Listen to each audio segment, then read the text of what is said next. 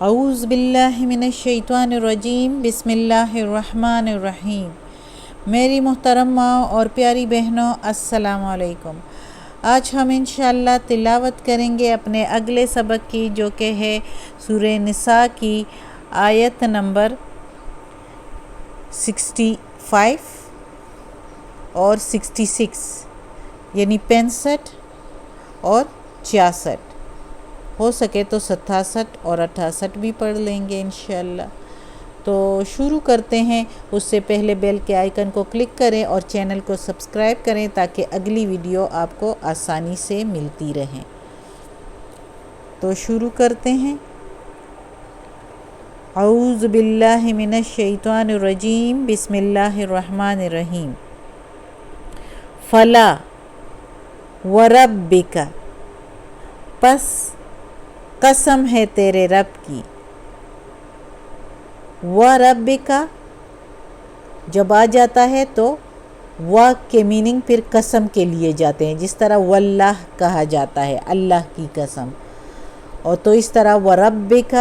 تو تیرے رب کی قسم۔ ربی کا مطلب رب، اور کا کے میننگ تیرے، اور کے میننگ ادھر قسم ہے۔ وَرَبِّكَ اور پس قسم ہے تیرے رب کی، لا یؤمنون نہیں وہ مومن، حتیٰ یہاں تک کہ یحکموک وہ منصف بنائے تجھ کو، یا فیصلہ کرنے والا بنائے تجھ کو، یعنی وہ لوگ، یعنی مومن لوگ، فیما جس میں شجرہ جگڑ رہے ہیں، جگڑا ہے، بینہم درمیان ان کے، بینا درمیان، ہم ان کے، ثم پھر، لا نہیں، یجدو پائے، فی میں، انفسہم جان یا جی میں ان کے، یعنی اپنے جی میں، حرجن یا اپنے دل میں بھی کہہ سکتے ہیں، حرجن کوئی حرج یا تنگی بھی کہہ سکتے ہیں، مما اس میں جو قضیتا تیرا فیصلہ ہے، وَيُسَلِّمُ اور وہ تسلیم کر لے، تسلیمہ تسلیم کر کے، یعنی خوشی سے تسلیم کر لے، قبول کر لے خوشی سے، تسلیم کر کے یا قبول کر لے، قبول کر کے، تو اس کا مطلب ہے کہ اس کو قبول کر لے، اس فیصلے کو خوشی سے۔ اب اس آیت میں اللہ تعالیٰ کہتا ہے، یہ بھی انہی آیتوں سے منسلک ہے جو پچھلی آیتیں ہم نے پڑھی ہے، جب منافقین نے محمد صلی اللہ علیہ وسلم کے فیصلے کو رد کر کے عمر رضی اللہ عنہ کے پیچھے چلے گئے فیصلہ کرانے، اور ادھر حضرت عمر رضی اللہ عنہ کو جب پتہ چلا تو ان کا سر قلم کر دیا۔ تو اللہ تعالیٰ نے کہا کہ یہ منافقین ہے، رسول پاک صلی اللہ علیہ وسلم پر جو ہے واضح کر دیا کہ یہ لوگ منافق ہے جو تیرا فیصلہ رد کر کے تم عمر رضی اللہ عنہ کے پیچھے چلے گئے۔ تو اب اس آیت میں اللہ تعالیٰ دوبارہ کہہ رہا ہے کہ فلا وربک پس قسم ہے تیرے رب کی، نہیں ہے وہ مومن، یعنی وہ لوگ مسلمان ہی نہیں ہے جو تجھ سے فیصلہ نہ کرائے، یعنی جس وقت رسول پاک صلی اللہ علیہ وسلم ان میں حاضر تھے، موجود تھے، تو اس وقت اللہ تعالیٰ ان کے لیے کہتا ہے کہ وہ لوگ مومن ہی نہیں کہ جو تجھ سے فیصلہ نہ کرائے، کسی اور کے پاس جائے فیصلہ کرانے کو، اپنے کسی جھگڑے میں یا تنازعات میں ان کے درمیان میں جو کچھ بھی ہے، اور جب فیصلہ بھی تجھ سے کروائیں تو پھر اس فیصلے سے اپنے دل میں کوئی تنگی بھی نہ پائیں،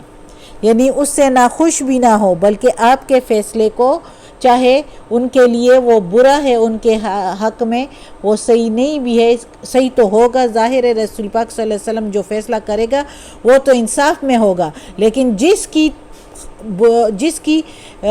کی گناہ ہوگا وہ جو ہے وہ کچھ نہیں کر سکتا،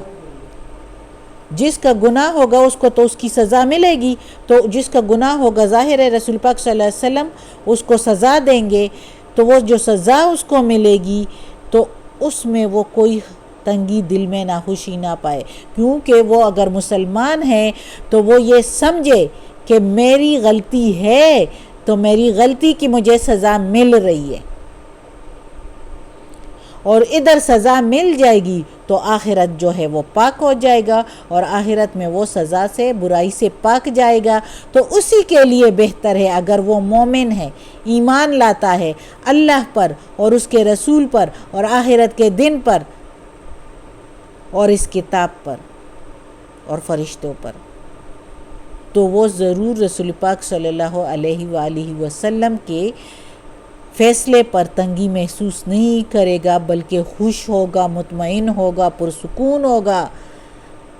کہ دنیا میں تو جو سزا مل جاتی ہے تو وہ تو گزر ہی جاتی ہے، لیکن آخرت کی سزا پھر ختم نہیں ہوتی، وہ بہت سخت ہوتی ہے۔ تو وہ اللہ تعالیٰ کہتا ہے کہ جو مومن ہوگا تو وہ تجھ سے ہی فیصلہ کرائے گا اور تیرے فیصلے سے اپنے دل میں کوئی تنگی نہیں پائے گا، تیرے فیصلے سے، اور اسے خوشی سے قبول کرے گا۔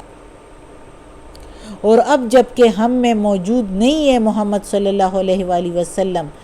لیکن پھر بھی ان کے احادیث، ان کی سنت اور یہ قرآن مجید موجود ہے، اس کے مطابق جو فیصلہ ہوگا تو اس پر جو ہے اسے مسلمانوں کو تسلیم کرنا چاہیے، اور اگر اس کو تسلیم نہیں کرے گا تو اس کے لیے بھی یہی بات ہوگی کہ وہ منافق ہوگا، وہ مسلمان نہیں ہوگا، اپنے آپ کو مسلمان کہے گا، لیکن اگر وہ اس قرآن مجید، اس شریعت کے مطابق اور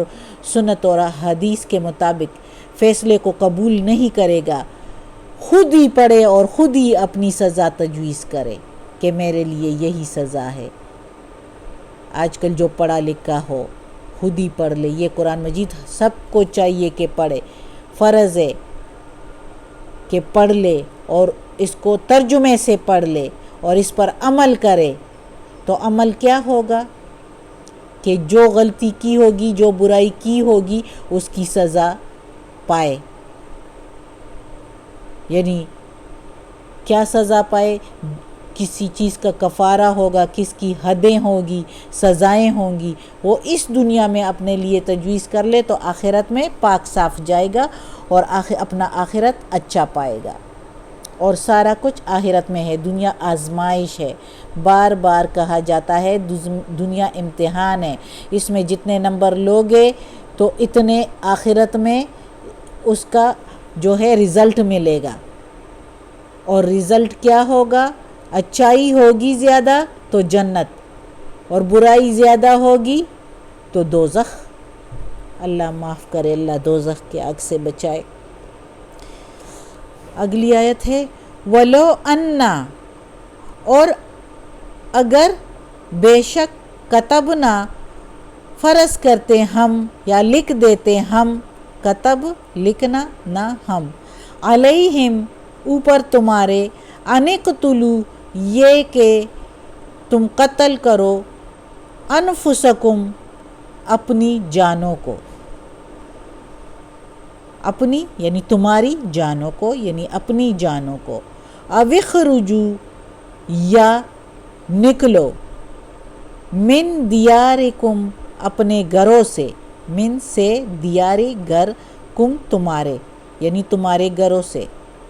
ما فعلوہ نہیں کرو گے اس کو، الا قلیل منہم مگر تھوڑے سے ان میں سے، ولو اور اگر، انہم بے شک وہ، فعلو کر لے، ما یوعظون جو نصیحت کی جاتی ہے ان کو، بھی ساتھ اس کے، لکانا البتہ ہے، خیرن بہتر، خیرن لہم بہتر ان کے لیے، واشد اور زیادہ، تثبیتاً تثبیتا ثابت قدم رہنے والے، اور زیادہ ثابت قدم رہنے والے، یعنی وہ زیادہ ہوں گے ثابت قدم رہنے والے دین پر۔ اب اس آیت میں اللہ تعالیٰ کہتا ہے کہ اگر میں حکم دے دیتا کہ اپنے آپوں کو قتل کر دو، اپنے آپ کو قتل کرنا کیسے؟ یعنی اپنوں کو قتل کر دو، اپنے بیٹوں کو، اپنے بھائیوں کو، بھائی جو ہے بیٹوں کو قتل، اللہ کے حکم، اگر اللہ حکم کرے تو کہ قتل کرے اپنے بیٹوں کو یا اپنی جانوں کو، تو تم ہرگز نہ کرتے. جیسے کہ یعنی اللہ تعالیٰ ظاہر ہے اللہ تعالیٰ نے ہی ہم سب کو پیدا کیا، ہم سب کی جانوں کا مالک جو ہے وہ چونکہ اللہ تعالیٰ ہے، تو اگر اللہ تعالیٰ حکم کر دیتا یعنی اسی لیے اس کے حکم میں تو کسی کو جان سے بھی دریغ نہیں کرنی چاہیے. اس لیے اگر اللہ تعالیٰ حکم کر دیتا کہ اپنی جانوں کو قتل کر دو، چونکہ جانوں کا مالک چونکہ اللہ تعالیٰ ہے، اس لیے اس کے حکم سے تو کسی کو دریغ نہیں کرنا چاہیے. اگر اللہ تعالیٰ لوگوں کو کہیں کہ اپنی جانوں کے ہلاک کر ڈالنے کے لیے اور جلا وطن ہو جانے کے لیے یعنی اپنے گھروں کو چھوڑ کر چلے جاؤ کا حکم فرما دیتا ہے، جیسے کہ بنی اسرائیل پر کو حکم دیا تھا. بنی اسرائیل نے جب بچڑے کو پوجا تھا تو کیا ہوا تھا کہ انہوں نے جب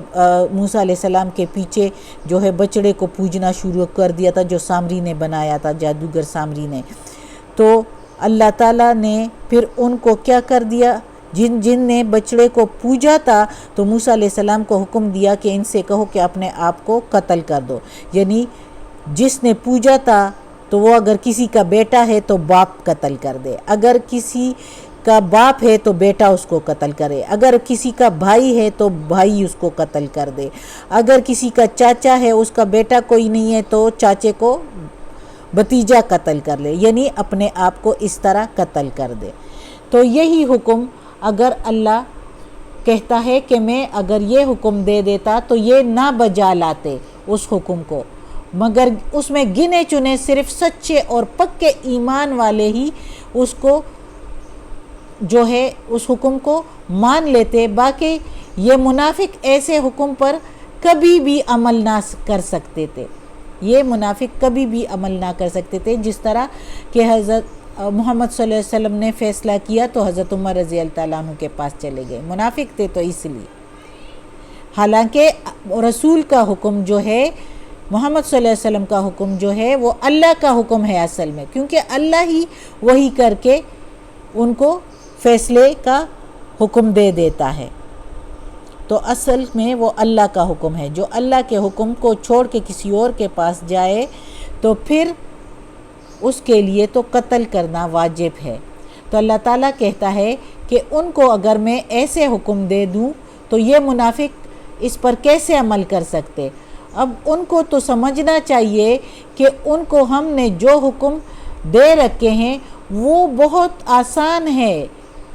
محض ان کی نصیحت اور خیرخواہی کے ہیں، کہ نہ ہم نے ان کو قتل کرنے کا حکم دیا ہے اپنے آپوں کو، نہ جلا وطن کرنے کا حکم دیا ہے اب کہ ان لوگوں کو، پھر بھی یہ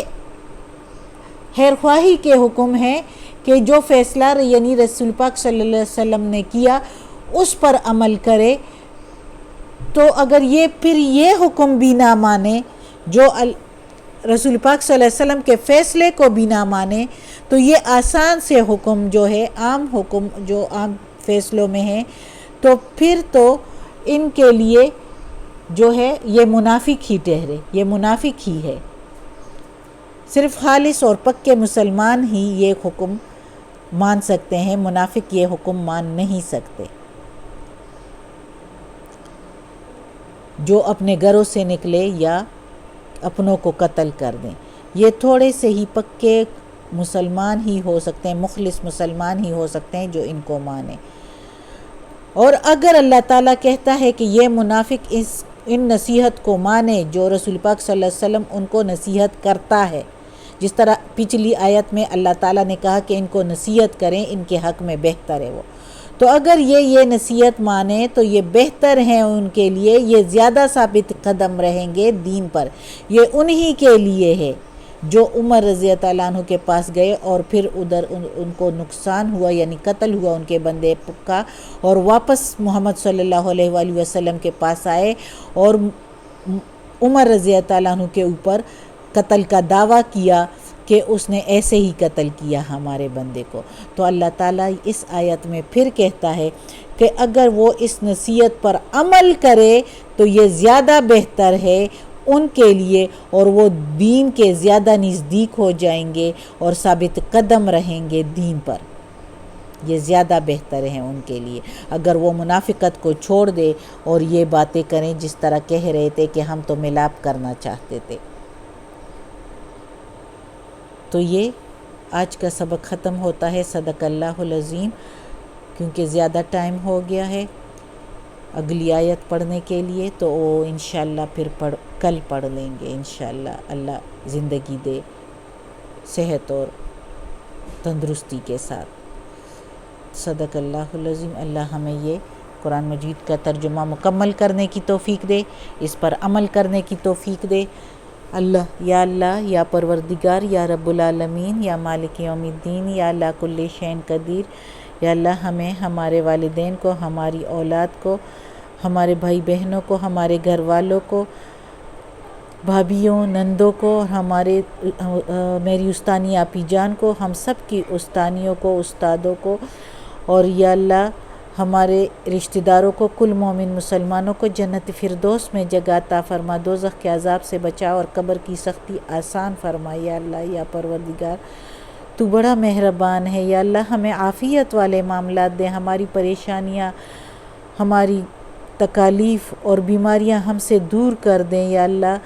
ہمیں عافیت والے معاملات دے اور ہمیں اپنے نیک اور صالح لوگوں میں شامل کر دیں۔ یا اللہ